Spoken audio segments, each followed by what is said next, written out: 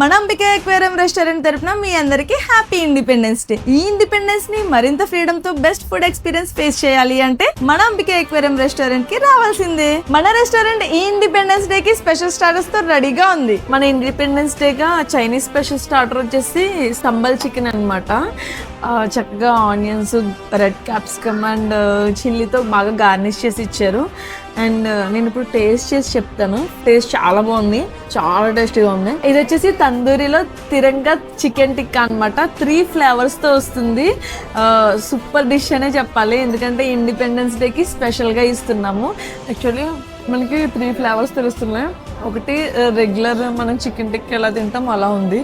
ఇంకొకటి ఏంటంటే పచ్చిమిర్చి ఫ్లేవర్తో ఉందన్నమాట.